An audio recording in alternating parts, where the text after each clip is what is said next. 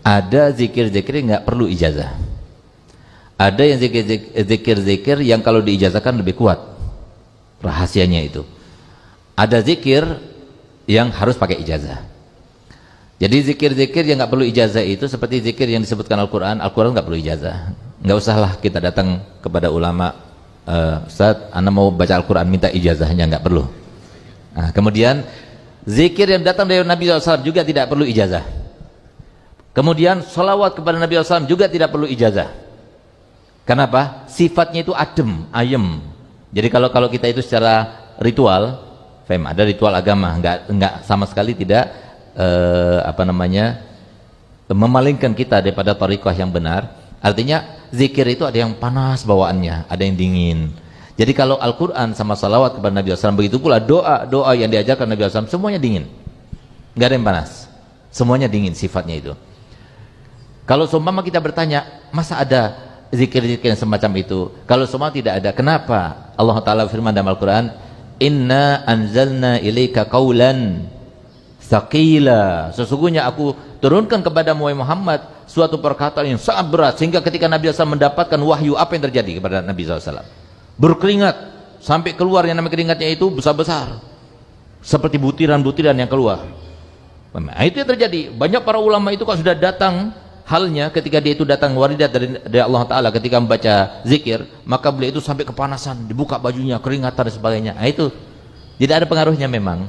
Nah, tapi kalau Al-Quran yang diajarkan oleh Nabi, salawat kepada Nabi SAW, itu tidak perlu zikir, tidak perlu ijazah. Cuma kalau seumpama salawat tertentu yang bukan warid dari Nabi SAW, tapi didapatkan dari Nabi Khidir, didapatkan lewat mimpi dari Nabi SAW, nah itu kalau pakai ijazah itu lebih cepat. Tapi salawat secara umum itu tidak perlu ijazah. Tapi kalau pakai ijazah itu lebih cepat. Ijazah itu apa? Seperti ini. Ada orang datang ke rumah saya, tapi dia nggak pakai salam, langsung masuk. Kira-kira gimana? Sopan santun apa tidak? Saya sudah silahkan, siapapun yang mau masuk ke rumah, fadol, silahkan. Tapi kalau semua itu mengucapkan salam dulu, meminta izin dulu, lebih sempurna atau tidak lebih sempurna? Lebih sempurna. Tapi kalau nggak pakai salam dulu, kurang adabnya. Nah itu. Kemudian kalau sudah dikatakan fadol, berarti kalau fadol apa? Semua yang dihidangkan makan. Kalau sudah masuk dengan fadol, dengan diizinkan, berarti apa? Insya Allah selamat daripada segala gangguan di rumah itu, nggak bakal dicurigai. Apalagi sekarang kan, tamu-tamu hati-hati datang kepada ulama. Nah, ya, apalagi yang kayak orang gila, hati-hati itu, bisa bawa pisau dia di belakangnya itu. Nah, oleh karena itu, maka kalau sudah pakai izin, maka dia aman. Itu maksudnya. Kemudian ada ijazah-ijazah tertentu, zikir-zikir tertentu yang memerlukan pada ijazah. Seperti apa? Mau baca wirid sakran, tapi 7 kali, itu bisa pusing itu. Nah, ya, kenapa? Panas. Itu kan penjagaan, meminta kepada Allah Ta'ala penjagaan. Yang menjaga siapa? Malaikat. Kalau kebanyakan penjaganya bisa pusing. Nah, jadi mengikuti aturannya. Jadi kalau ijazahnya baca subuh saja sama maghrib, ya silahkan baca, jangan lebih. Nah, itu seperti itu. Jadi kalau lebih, akhirnya banyak kan cerita kita dapatkan kan, ada orang yang mengamalkan asma-asma tertentu tanpa ijazah, akhirnya gila. Nah, itu karena, jadi bukan karena sebab asmanya, tidak, karena dia belum dapat izin. Dia pakai barang orang tapi nggak pakai izin. Nah, gitu. Nah, jadi mungkin ibaratnya seperti itu. Nah, oleh karena itu maka semua zikir itu baik, tapi asalkan insya Allah dengan ijazah gitu. Dan ijazah mudah didapatkan tanpa ada uang, tanpa ada apa, cuma izin saja dari dia. Kemudian yang kedua adalah masalah zikir tapi ngantuk. Nah, jadi ada sebuah perkataan yang disebutkan oleh para ulama, fatakal ghanaim ya naim. Apa artinya fatakal ghanaim ya naim? Wahai orang yang tidur, wahai orang yang ngantuk, telah hilang kesempatan baikmu. Jadi artinya apa? Ya kalau seumpama kita zikir sambil ngantuk kan bisa luput-luput bacaannya.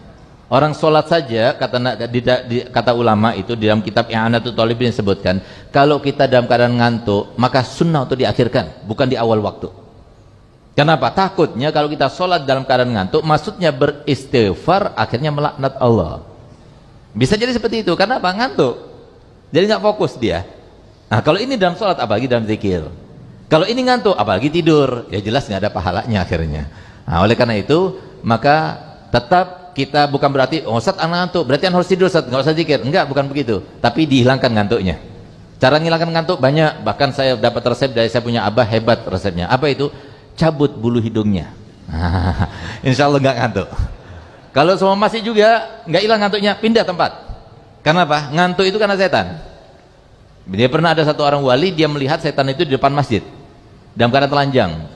Tegur sama wali itu, setan tersebut. Kenapa kamu telanjang? Kenapa saya harus memakai pakaian? Malu kepada siapa saya? Orang mereka itu adalah mainan-mainan saya, katanya. Itu yang pertama. Lalu apa yang kau pegang tuh? Yang di kanan dia pegang madu, yang di kiri yang di kanan dia megang debu, yang di kiri dia megang madu. Ini yang kanan ini saya bawa ke majelis zikir, kemudian debunya itu saya masukkan ke mata-matanya biar kelilipan. Kalau kelilipan kan ngantuk jadinya. Nah itu. Sedangkan madu saya diberikan kepada mereka-mereka yang berada di tempat-tempat yang melalaikan kepada Allah SWT, sehingga mereka merasa nikmat di tempat itu. Nah jadi sebab kita ngantuk, setan. Nggak ada kita katakan, Ustaz saya ngantuk, yang bikin ngantuk saya itu Allah, itu enggak.